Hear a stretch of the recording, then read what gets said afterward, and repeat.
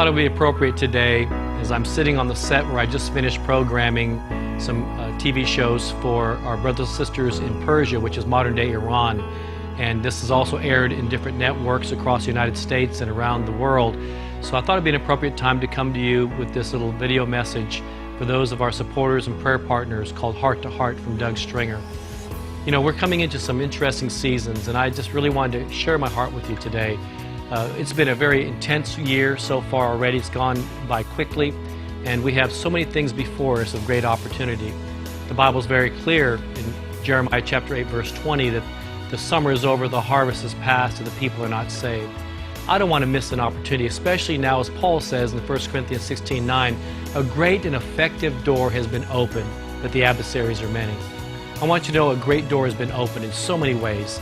There are 4 areas that we've been really working on very diligently the last 3 decades, and those 4 are the areas of prayer initiatives. Our ministry at Somebody Cares and Turning Point Ministries International has been critical at regional, national, and global prayer initiatives that we've been a part of, helping to weave things together and bringing people together because we know that prayer is foundational.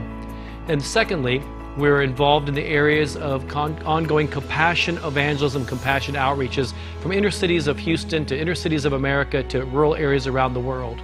The third piece is our Global Compassion Response Network, which really has taken the new level of our disaster relief network with Somebody Cares, with all the increase of crises around the world. In fact, we're working in Japan, in Haiti, and other parts, just in Kentucky, and other parts of the nation where there are still ongoing needs. And the fourth area is the area of persevering leadership. There's such a need for leaders today to walk in a renewed awakening of their own hearts and passion and direction, to be encouraged and to persevere in difficult times. This upcoming trip I'm involved in starts in Washington, D.C., where I'll be with other leaders like David Barton and Jim Garlow and Alveda King, and we'll be sharing with congressional leaders as well as staffers before they go back into session. From there, Lisa and I go on to Japan, and we'll meet with some of our disaster relief partners and to talk about the future, when I'll come back to minister to the leaders of that nation, including having a prayer breakfast with some of their Diet members, which is their Congress. From there, we go on to Indonesia. I'm one of the co-chairs for one of the tracks for the World Prayer Assembly, where thousands of people are gathering from all over the world in Jakarta, Indonesia, culminating with over 100,000 people praying for the nations together. From there, by invitation, I'm going straight to Germany for 2 days to meet with some pastors there, and then on to Israel.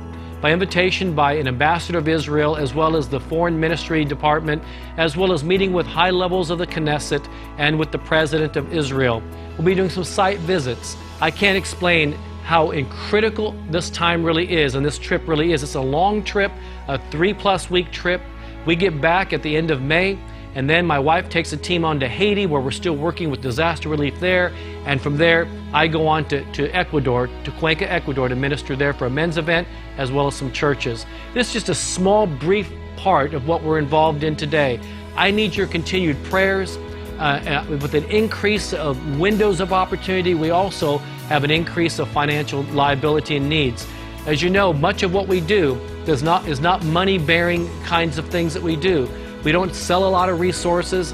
I'm not able, as I'm ministering in disaster zones and ministering to leaders and doing these different prayer events, we don't get a penny for those things. We're doing these things because it's an assignment from God, and we're asking you to join in with this. I'm asking, as Peter did, for the neighbors and the partners and the friends to come together to bring in the mighty harvest of fish. There is such a need in the world today. Would you join with me in prayer? And as God leads, would you help get the word out about the increase of financial needs? Just these trips alone is an increase of funds that is far beyond our capacity. But we know that God is giving this window. We don't want to say the summer is over, the harvest has ended, and the people are not saved. There's something called the dog days of summer in nonprofit world, that sometimes during this season, giving goes down to churches and nonprofits. But this really is the season that is open, wide open for you and me to reach, literally from the leaders of our nation to the leaders of Japan, to the leaders around the world meeting in Jakarta, Indonesia, to pray for the nations, to literally meeting by invitation with leaders of Israel. Would you join with me so we continue to pray for the peace of the nations, for the peace of the Middle East, and the peace of Jerusalem? God bless you. Thank you so much for your friendship, your partnership. I need you to stand with me now like never before. And God bless you in Jesus' name.